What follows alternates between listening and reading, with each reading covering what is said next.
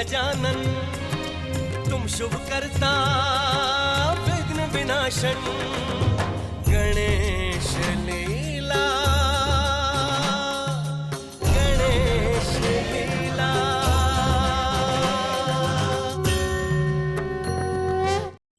मैं सत्य हूं।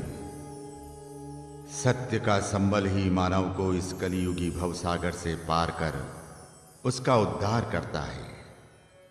बिना सत्य के मानव कुछ प्राप्त नहीं कर पाता। बल वैभव, यश, कला व समृद्धि का आधार मैं सत्य ही हूं। शिव पार्वती अपने कक्ष में दोनों पुत्रों से उनके विवाह की सहमति के संबंध में चर्चा कर रहे हैं। अब तक अविवाहित रहने के निर्णय पर अटल श्री गणेश अंततः विवाह के लिए स्वीकृति दे देते हैं। तत्पश्चात दोनों पुत्रों को प्रतियोगिता स्वरूप पृथ्वी की परिक्रमा करने का आदेश देते हैं। प्रतियोगिता में प्रथम आने वाले का विवाह पहले होगा। कार्तिकेय के गमन के पश्चात श्री गणेश माता पिता की 7 परिक्रमाएं कर अपने आप को विजयी घोषित करते हैं। माता के पूछने पर श्री गणेश माता पिता की पूजा कर उनकी परिक्रमा को संपूर्ण पृथ्वी की परिक्रमा करने जैसी बताते हैं। इससे प्रसन्न होकर शिवजी श्री गणेश को विजयी घोषित करते हैं। उधर प्रजापति विश्वरूप महामंत्री के 7 पुत्रियों के विवाह के विषय में वार्तालाप कर रहे हैं। महामंत्री जी महाराज, क्या आज्ञा है? हमें सूचना मिली है कि देवादिदेव महादेव अपने पुत्र श्री गणेश का विवाह शीघ्र ही करने जा रहे हैं। क्या ये सत्य है? जी महाराज, आपने जो भी सुना है सत्य सुना है। जैसा कि आप सब लोग जानते हैं कि हमारी पुत्रियां सिद्धि और बुद्धि दोनों ही अब सयानी हो गई। हमें उनके विवाह की चिंता है। हम चाहते हैं कि हम अपनी पुत्रियों के विवाह का प्रस्ताव लेकर कैलाश जाएं। उत्तम, अति उत्तम। सुबह शीघ्रम। महाराज, आपको कैलाश के लिए शीघ्र प्रस्थान करना ही चाहिए।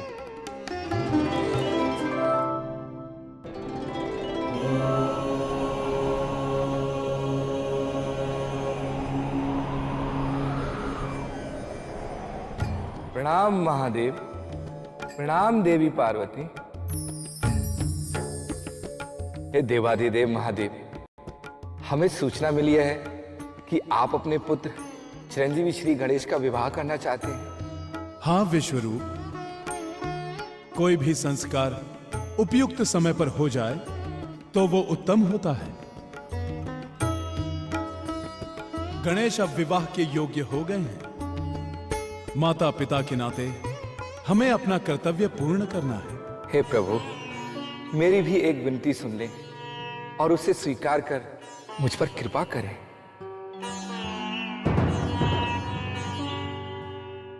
बोलो, क्या कहना चाहते हो विश्वरूप? हे महादेव, मेरी 2 पुत्रियां हैं, बुद्धि और सिद्धि। वे दोनों ही भली भांति योग्य, शिक्षित एवं कर्तव्यपरायण हैं। वे गृह कार्य में भी दक्ष और सुंदर और सुशील हैं। प्रभु, मेरी दोनों पुत्रियों सिद्धि और बुद्धि को अपनी पुत्र वधू के रूप में स्वीकार कर मुझ पर कृपा करें। चिरंजीव श्री गणेश के साथ मेरी दोनों पुत्रियों के विवाह संबंध की अनुमति दें प्रभु।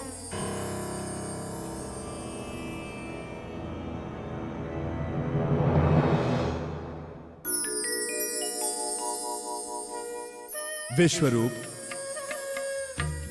तुम्हारा प्रस्ताव हमें स्वीकार है।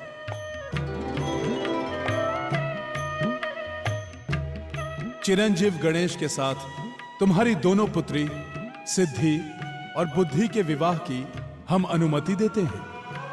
हे देवादिदेव महादेव, आपने अपनी स्वीकृति देकर हमें धन्य कर दिया।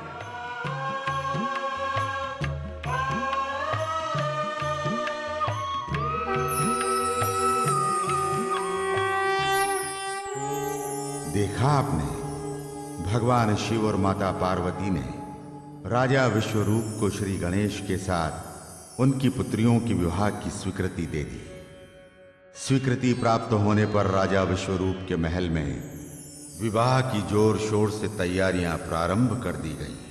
अंततः विवाह की शुभ घड़ी भी समीप आ गई और सिद्धि बुद्धि की सखियां उनका श्रृंगार कर रही हैं।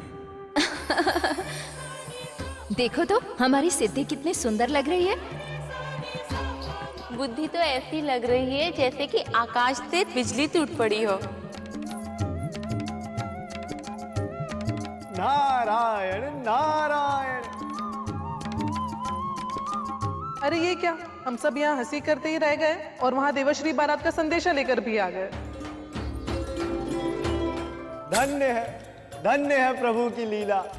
कहिए देवर्षि, क्या संदेशा लाए? स्वागत की तैयारी कर लीजिए महाराज।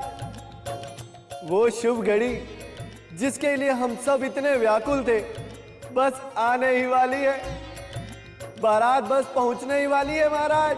सच देवर्षि, कैसे दिख रही है बारात? धन्य है, जैसे महादेव वैसी उनकी लीला। समस्त देव ऋषि किन्नर गंधर्व, महाराज ये समझ लीजिए कि पूरा ब्रह्मांड आपके द्वार पर आने वाला है। नारायण नारायण। भगवान विष्णु की, परमपिता ब्रह्मा जी की, वो देखिए बारात आ गई। माता सरस्वती जी की, भगवान श्री गणेश की, देवादिदेव महादेव की। नारायण नारायण। भगवान विष्णु की, परमपिता ब्रह्मा जी की, माता पार्वती की, माता सरस्वती जी की, माता लक्ष्मी जी की।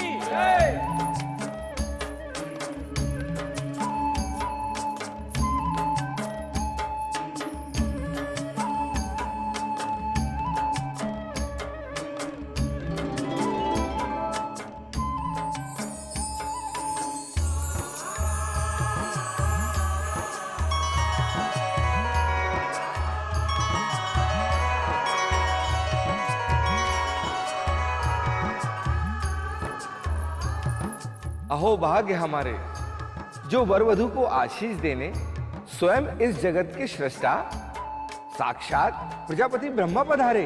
ये तो आपकी दोनों कन्याओं का पुण्य प्रताप है राजन, कि हम सब यहाँ उपस्थित हुए हैं। ये तो हमारी पुत्रियों का सौभाग्य है, जो उन्हें श्री गणेश जी जैसा वर मिला है। और ये हमारा सौभाग्य है कि हमें स्वयं साक्षात महादेव जैसे समधी मिले हैं।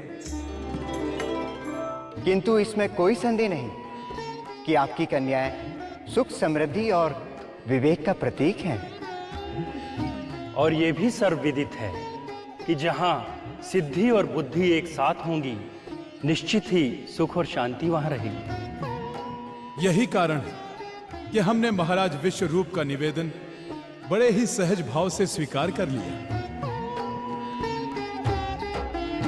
अर्थात इसमें मेरा कोई योगदान नहीं? अवश्य देवी पार्वती, यदि आपकी कृपा ना होती तो ये शुभ संयोग संभव ही नहीं होता। और इसके लिए हम आप सभी के बहुत आभारी हैं। हे राजन, शेष आभार विवाह के पश्चात व्यक्त कर लीजिएगा, क्योंकि वर और वधू इस विलंब से विचलित हो रहे होंगे। अवश्य देवर्षि, शुभ कार्य में विलंब कैसी? आओ।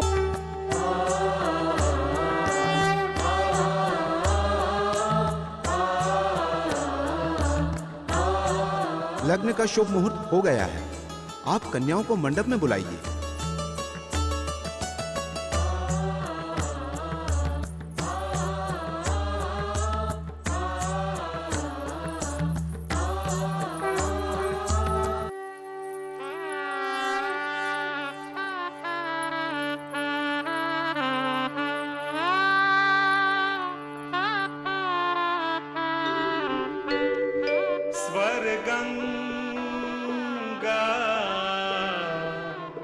सुरभिश्च दैव ततरू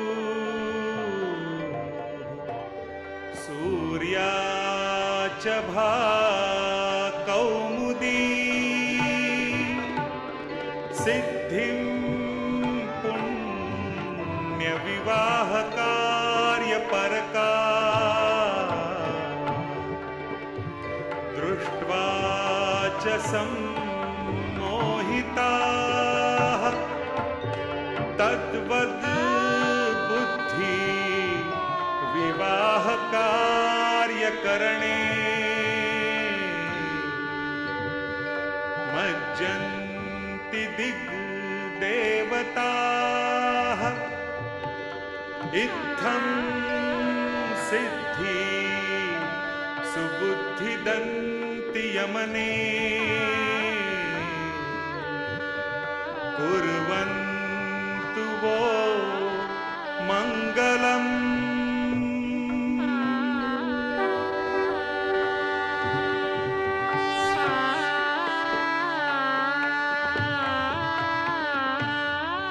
अब आप अग्निवेदी की परिक्रमा कीजिए।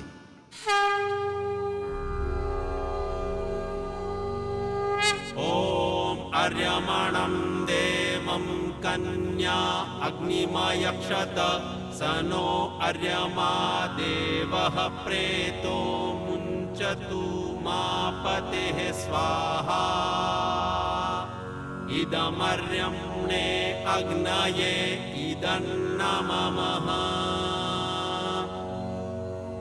ओम आरोहे ममश्मानमश्मेव त्वं स्थिरा भव अभितिष्ठ प्रतन्यतो वबाधस्व प्रतनायतः। ओम तुम्यमग्रे पर्यवहंसर्या वहतु नासः पुनः पतिभ्यो जायां दा अग्ने प्रजया सह। ओम स्वाहा इदमग्नये इदन्नममः।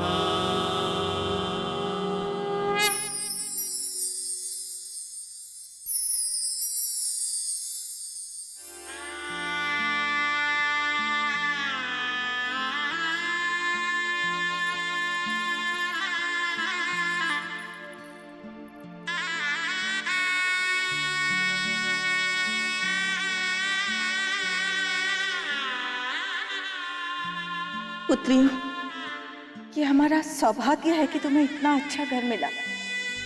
बस हमारी लाज रखना।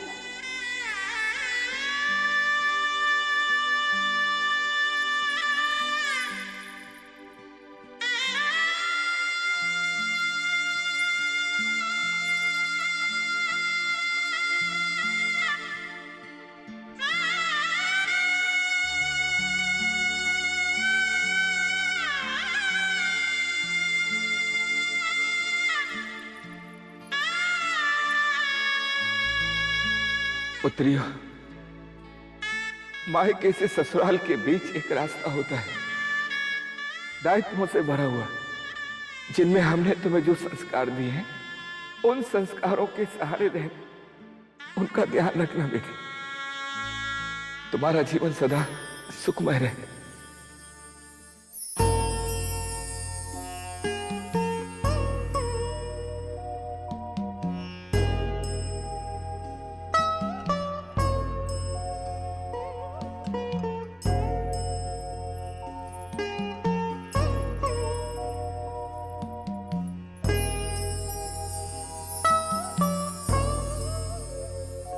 पुत्र, तुम्हारा संबंध सदा अक्षुण्ण रहे।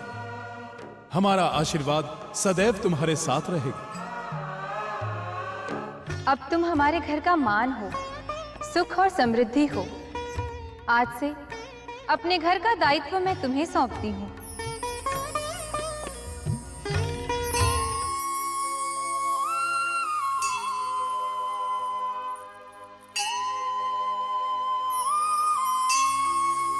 श्री गणेश और सिद्धि बुद्धि का मिलन कल्याणकारी हो।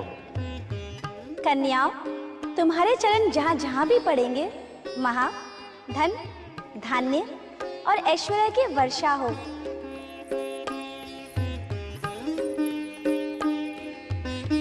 शुभमस्तु, कल्याणमस्तु।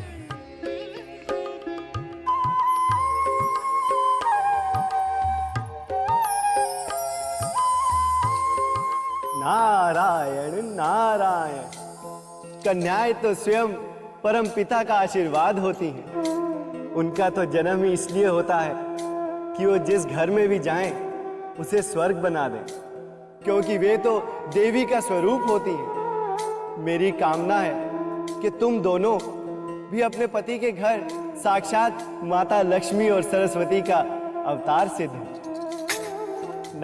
जाता है।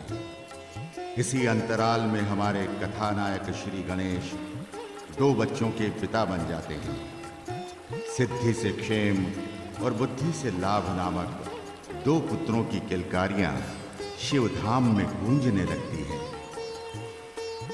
कार्तिकेय भी अपनी पृथ्वी परिक्रमा पूरी करके कैलाश पधार आते हैं। कुमार कार्तिकेय की, कुमार स्कंद की, कुमार कार्तिकेय की, मयूरेश्वर की, कुमार कार्तिकेय की।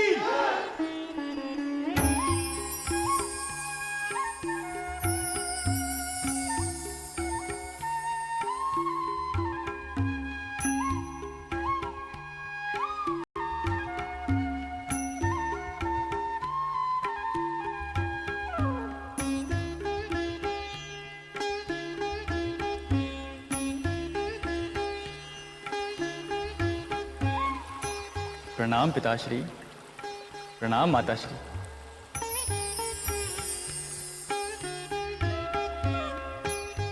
पिताश्री, ये देवियां और ये बालक कौन है? पुत्र, ये दोनों तुम्हारे भ्राता श्री गणेश की पत्नियां हैं।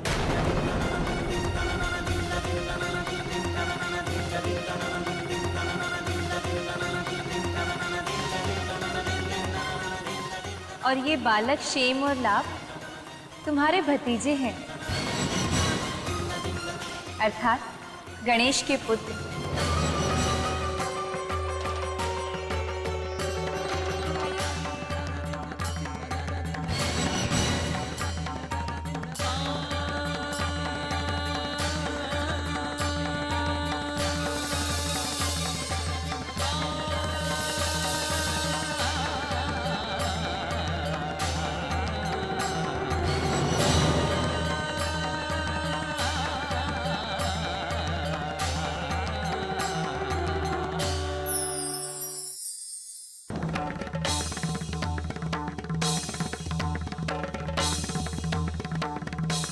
और ये दोनों बालक हैं क्षेम और लाभ, तुम्हारे भतीजे,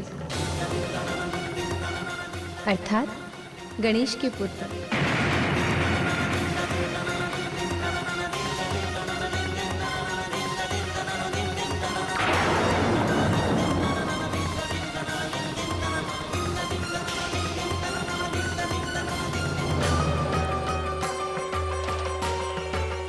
ये मैं क्या सुन रहा हूं? ये मैं क्या देख रहा हूं? बिना प्रतियोगिता जीते ही भ्राता श्री गणेश का विवाह हो गया।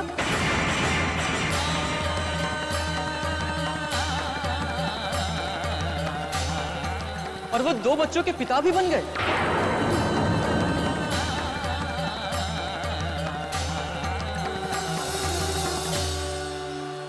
वत्स कार्तिकेय, प्रतियोगिताएं जीतने के लिए भौतिक बल और बुद्धि बल दोनों ही अपना अपना महत्व रखते हैं,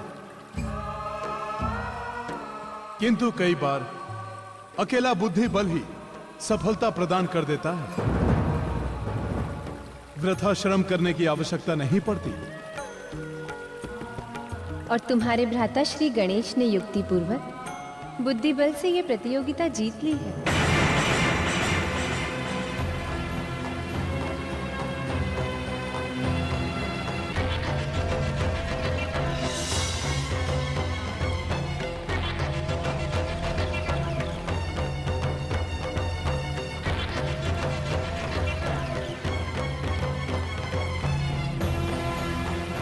हे पिताश्री, मैंने आपकी और माताश्री की विधिवत पूजा करके 7 परिक्रमाएं कर ली। शास्त्र आ गया है कि जो पुत्र विधिवत अपने माता पिता की पूजा करके उनकी प्रदक्षिणा कर ले, उसे भूमंडल की प्रदक्षिणा करने का पुण्य प्राप्त हो जाता है। हम तुम्हारी भक्ति भावना और ज्ञान निष्ठा से अत्यंत प्रसन्न हैं। कार्तिकेय और तुम्हारी प्रतियोगिता में हम तुम्हें विजयी घोषित करते हैं।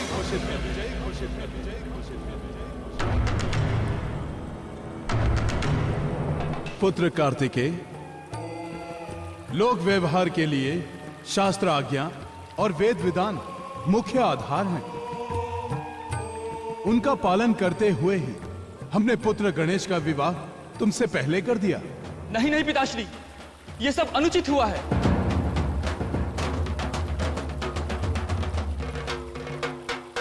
पृथ्वी परिक्रमा के मेरे प्रयास और श्रम का अपमान हुआ है। हे पिताश्री, मैं अपने आप को बहुत अपमानित महसूस कर रहा हूं। अब मेरा यहां रहना उचित नहीं।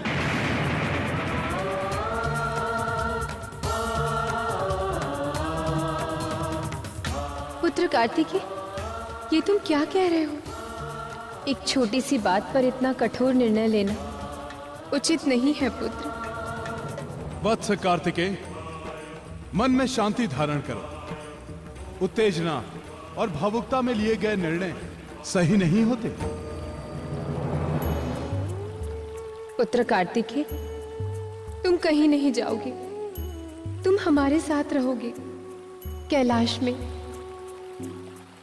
गणेश की तरह तुम भी हमारे प्रिय पुत्र हो। पुत्र कार्तिकेय, शीघ्र ही हम तुम्हारा भी विवाह करने वाले हैं। पहले गणेश का विवाह हो गया और उसके बाद में तुम्हारा विवाह होता है, तो इसमें कोई भेदभाव की बात नहीं है। तुम्हें तो अपने भ्राता के गृहस्थ जीवन को देखकर प्रसन्न होना चाहिए। हे पिताश्री, हे माताश्री, आप कुछ भी बोले, किंतु जो कुछ घटित हुआ है उससे मैं बहुत आहत हुआ हूं। मैं प्रतिज्ञा करता हूं कि जीवन पर्यंत विवाह ही नहीं करूंगा और आजीवन कुंवारा रहूंगा।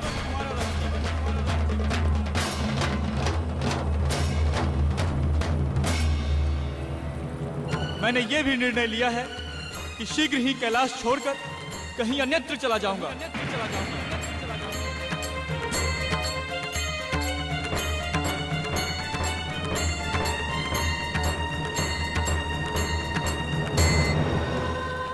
पुत्र कार्तिकेय, अपनी प्रतिज्ञा, अपना कथन वापस ले लो पुत्र। अपने माता पिता की भावना और ममत्व का भी ध्यान रखो।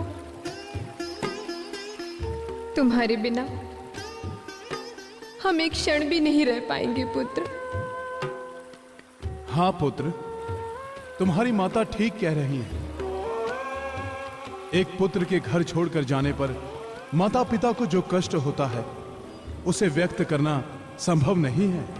हे माताश्री, हे पिताश्री, मैं आपका कथन समझ सकता हूं, किंतु मेरी अंतरात्मा मुझे अपनी प्रतिज्ञा पर अटल रहने का संकेत दे रही है।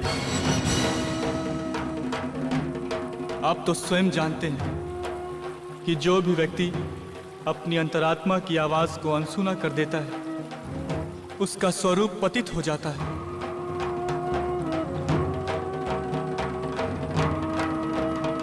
अब मुझे यहां से प्रस्थान करने के लिए अनुमति प्रदान करें।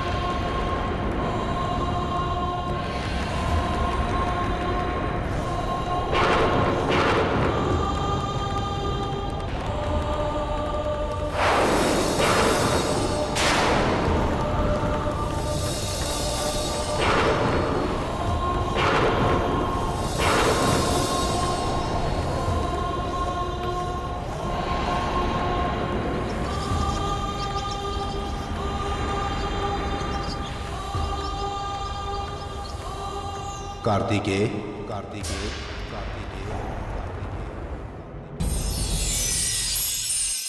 तुम्हारी तपस्या सफल हुई। आज से तुम त्रैलोक्य में कुमार विशेषण से जाने जाओगे। तुम्हारा नाम सबके लिए शुभ, सर्व पाप हरि, पुण्य देने वाला तथा ब्रह्मचर्य की शक्ति प्रदान करने वाला होगा। वत्स, अब प्रजा को ज्ञान तथा आत्मबल प्रदान कर उनका कल्याण करो। कुमार, तुम्हारी तपस्या के फलस्वरूप यह स्थान महान तीर्थ के रूप में प्रसिद्ध होगा। कार्तिक पूर्णमासी के अवसर पर देवता, ऋषिगण, स्वयं तीर्थ और मुनिगण क्रौंच पर्वत पर आकर पुण्य लाभ प्राप्त करेंगे।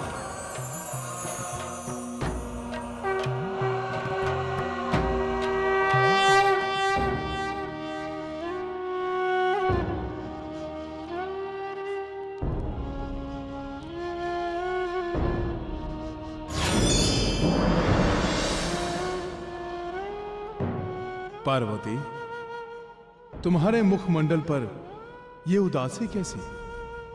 कोई विशेष बात है प्रिय? नहीं स्वामी, कोई विशेष बात नहीं। पार्वती, अब तक पूरे जीवन में मैंने तुम्हें इतना उदास कभी नहीं देखा। कुछ न कुछ बात तो अवश्य है जो तुम मुझे बता नहीं रहे हो। स्वामी, आपसे क्या छिपा है? आप तो जानते ही हैं, हमारा पुत्र कार्तिकेय हमें छोड़कर कहीं चला गया है। पुत्र बिछोह ने मुझे दुखी कर दिया है स्वामी। पार्वती, मन में धैर्य धारण करो, विवेक से काम लो। तुम्हारा पुत्र कार्तिकेय कोई बालक नहीं है, वो सभी भांति समर्थ है। स्वामी, मैं एक मां हूं। पुत्र कितना ही बड़ा और सामर्थ्यवान हो जाए, किंतु मां के हृदय में उसके लिए सदैव एक बालक की छवि अंकित रहती है। स्वामी, मुझे शीघ्र ही अपने पुत्र के पास ले चलिए। मैं उसे मनाकर अवश्य ले आऊंगी। प्रिय, मैं तुम्हें अवश्य ही कार्तिकेय के पास ले चलूंगा।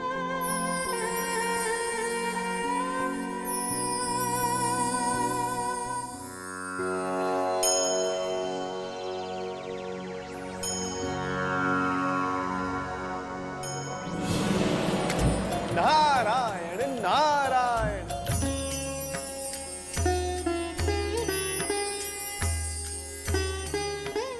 प्रणाम देवर्षि। आयुष्मान भव। कुमार, तुम कैलाश छोड़कर यहाँ क्रौंच पर्वत पर आ गए। तुम्हारे विछोह से माता पार्वती कितनी दुखी हैं, इसका कुछ ज्ञान है तुम्हें? मैं समझता हूँ, किंतु संसार के संबंध तो अनित्य है देवर्षि। एक न एक दिन तो विछोह का सामना सबको करना ही पड़ता है। कैलाश से मन उब गया तो यहाँ चला आया। सांसारिक मोह जितना शीघ्र नष्ट हो जाए उतना ही अच्छा है। दार्शनिकों की सी बातें करते हो कुमार। कभी माँ के हृदय को भी पढ़ा है तुमने? जब से तुम आए हो, माता पार्वती दिन रात तुम्हारे स्मरण में व्याकुल रहती हैं, और अब तो शीघ्र ही वो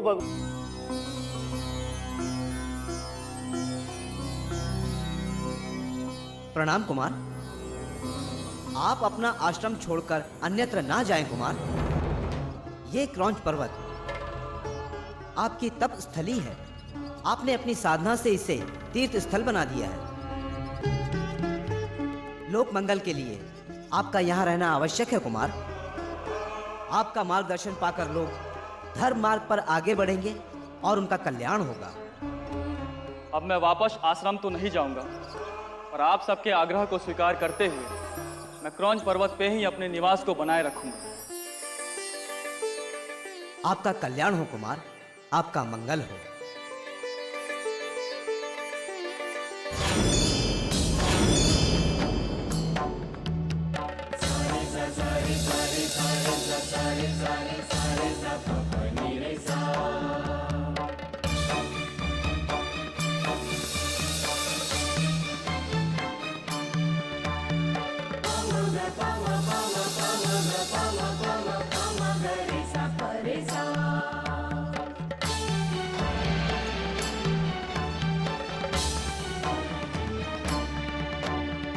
पार्वती, ऐसा प्रतीत हो रहा है कार्तिकेय ये स्थान छोड़कर अन्यत्र चला गया है।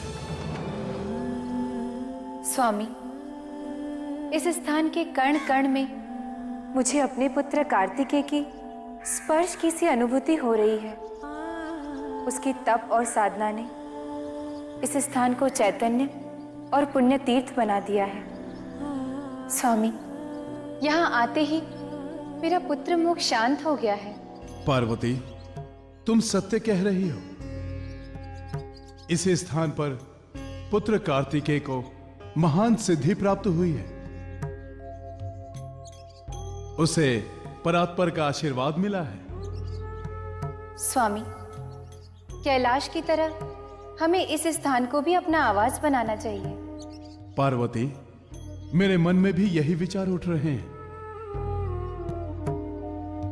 हम अंश रूप में यहां प्रतिष्ठित हो जाते हैं।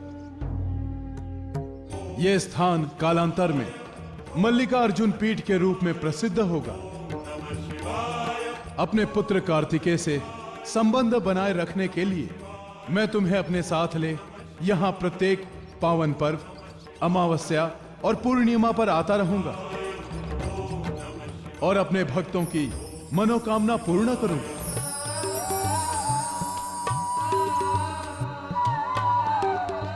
स्वामी, मेरी बात मानते हुए मेरा सम्मान रखकर आपने मुझे धन्य कर दिया।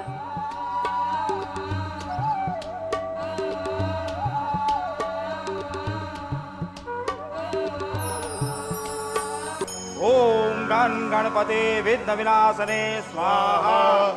ओम गण गणपते विघ्न विनाशने स्वाहा। ओम गण गणपते विघ्न विनाशने स्वाहा। ओम गण गणपते विघ्न विनाशने स्वाहा।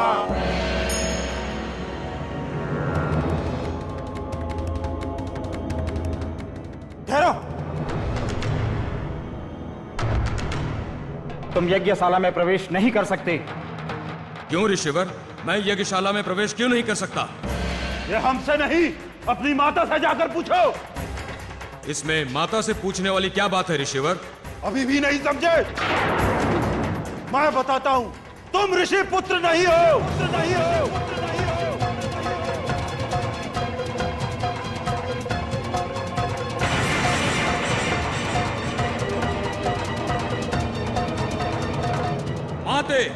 माता श्री।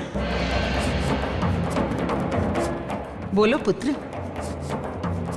इतने आवेशग्रस्त क्यों हो रहे हो? माते, आप मुझे पुत्र मत कहो। क्यों पुत्र, ऐसा क्या हो गया? आपके कारण आज मुझे घोर अपमान सहना पड़ा है। कैसा अपमान पुत्र? आज मैं यज्ञशाला में प्रवेश के लिए आगे बढ़ा तो ठहरो। तुम यज्ञशाला में प्रवेश नहीं कर सकते। तुम ऋषि पुत्र नहीं हो।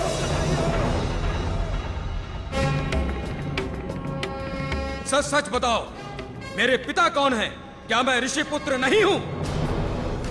पुत्र शांत मन से समझने का प्रयत्न करो। जिन लोगों ने तुम्हें यज्ञशाला में प्रवेश करने नहीं दिया, वो स्वयं ऋषि दृष्टि नहीं है। ऋषि तो विराट भाव का सृष्टा होता है। पर पुत्र, तुमने मुझसे जो प्रश्न किया वो अति प्रश्न है।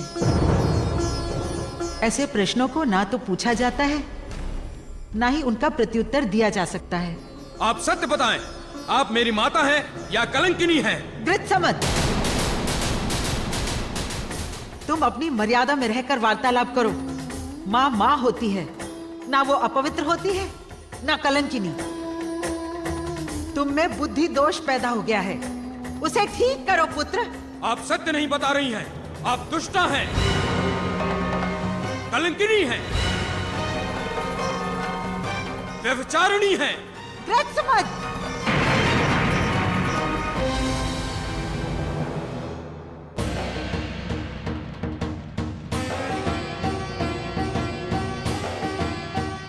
गृत्समत, तूने पुत्र धर्म की सामान्य मर्यादाओं का भी ध्यान नहीं रखा।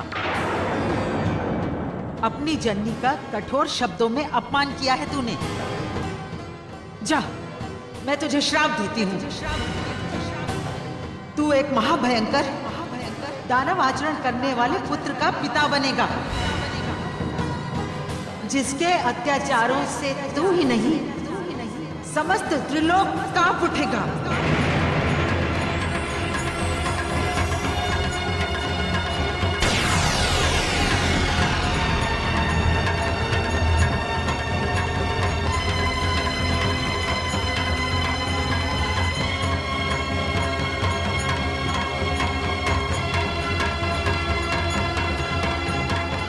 माता के शाप से मुक्ति पाने का कोई उपाय नहीं है। उनका कथन कदापि निष्फल नहीं हो सकता।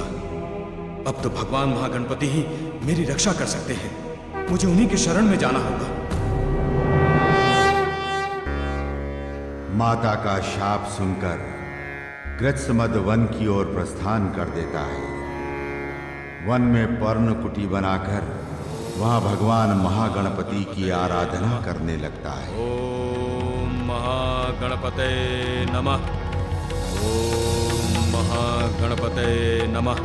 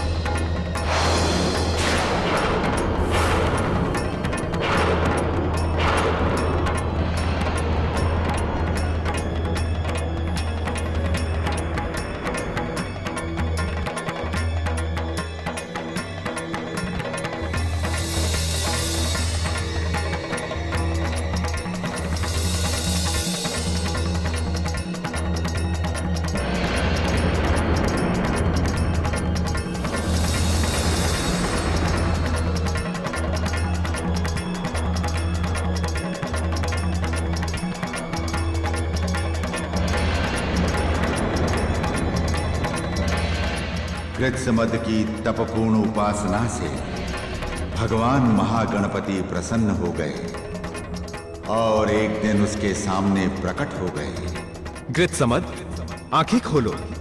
मैं तुम्हारी तपाराधना से प्रसन्न हूं।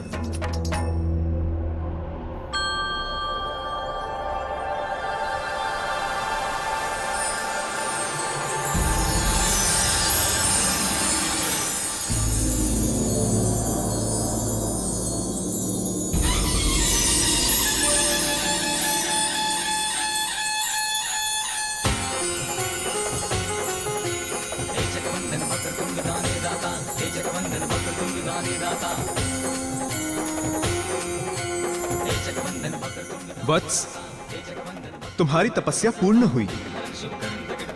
अपना मनचाहा वरदान मांगकर अपनी कामना पूर्ण करो। प्रभु, आप तो सब कुछ जानते हैं।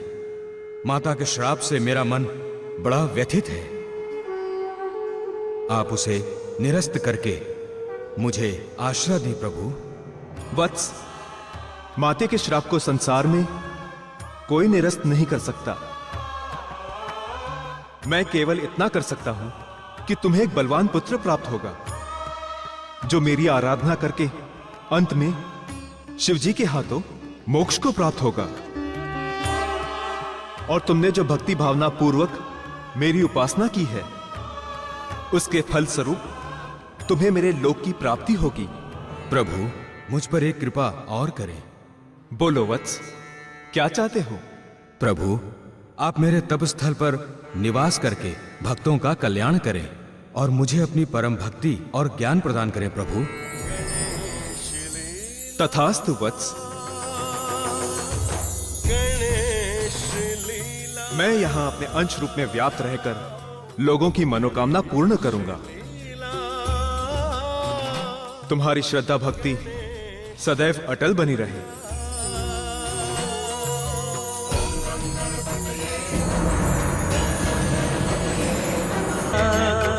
तुम्हारा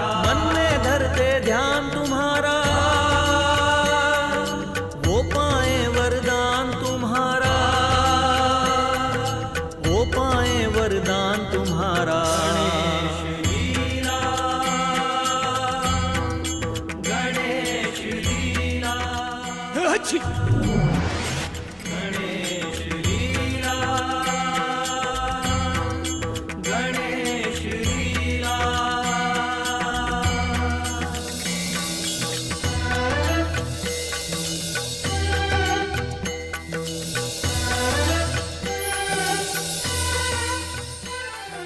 किस सोच में पड़ गए? मैं आप ही छींक से प्रकट हुआ, आप ही का पुत्र हूँ। मैं केवल इतना कर सकता हूं कि तुम्हें एक बलवान पुत्र प्राप्त होगा जो मेरी आराधना करके अंत में शिवजी के हाथों मोक्ष को प्राप्त होगा। हे पिताश्री, जब तक मैं समर्थ ना हो जाऊं, तब तक आप मेरा पालन पोषण कीजिए। समर्थ हो जाने पर तो मैं अकेला ही अपने पौरुष से त्रिलोक को जीतकर उस पर एक छत्र शासन करूंगा। पुत्र, तुम निश्चिंत रहो, तुम्हारा पालन पोषण भली प्रकार से होगा। किंतु तुम्हें मेरी एक बात स्वीकार करनी होगी वत्स। बोलिए पिताश्री, मुझे क्या करना होगा? तुम्हारा प्राकट्य भगवान गणेश की कृपा से हुआ है। ये मेरे भी इष्ट और आराध्य हैं। तुम्हें भी भगवान महागणपति की आराधना करनी चाहिए। इसी से तुम्हारा हित साधन होगा पुत्र। जो आज्ञा पिताश्री।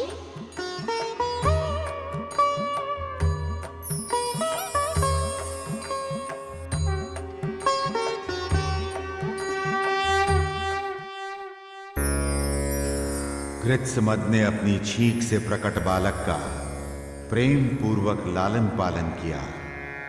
भगवान महागणपति की पूजा वंदना के बाद यही उसका नित्य नियम हो गया। बालक ने भी अपने पिता गृत्समद के कथानुसार श्री गणेश की पूजा भक्ति करना प्रारंभ कर दिया।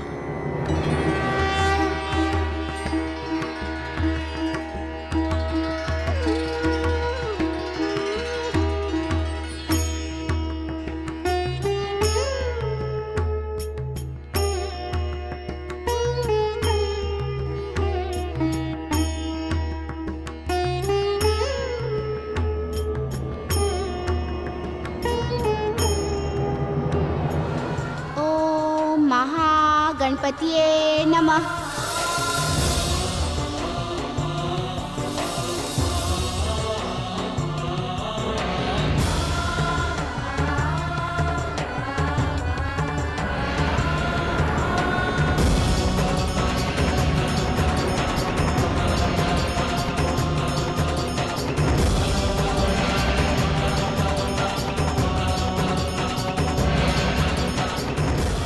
बालक ने दृढ़ संकल्प के साथ भगवान महागणपति की उपासना की। साथ ही जप तप व्रत संयम में दृढ़ रहते हुए उसके मन में विश्व विजय की कामना भी बलवती होती रही। तप साधना करते करते वो बालक से युवा हो गया।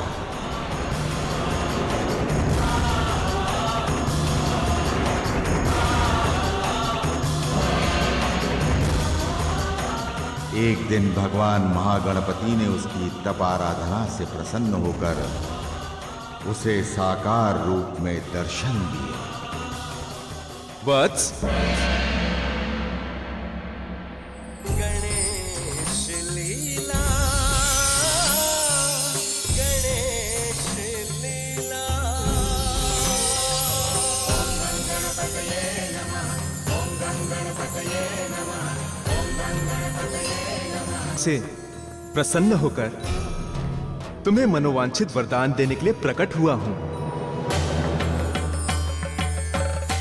प्रभु, मैं आपके दिव्य प्रकाश के कारण ना कुछ देख पा रहा हूं और ना कुछ समझ पा रहा हूं।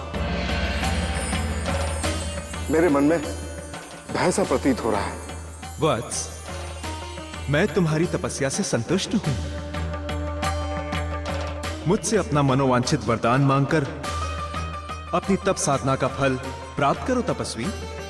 हे प्रभु, मुझे ऐसा वरदान दीजिए जिससे देव दानव मनुष्य, राक्षस, यक्ष और गंधर्व सभी मुझसे वशीभूत रहे। इंद्र आदि लोकपाल सदैव मेरी सेवा में रहे। मैं जीवन के संपूर्ण सुखों का भोग करते हुए अंत में मोक्ष प्राप्त करूं। तथास्तु वत्स। तुम्हारी सभी मनोकामनाएं पूर्ण होंगी। इसके अतिरिक्त मैं तुम्हें लोह, रजत और स्वर्ण ये 3 नगर प्रदान करता हूं, जिन्हें भगवान महादेव के अतिरिक्त कोई भी नष्ट नहीं कर सकेगा। जीवन के अंत में तुम्हें आशुतोष शिव के हाथों मोक्ष की प्राप्ति होगी। तुम त्रिपुरासुर के नाम से संसार में ख्याति प्राप्त करोगे वत्स।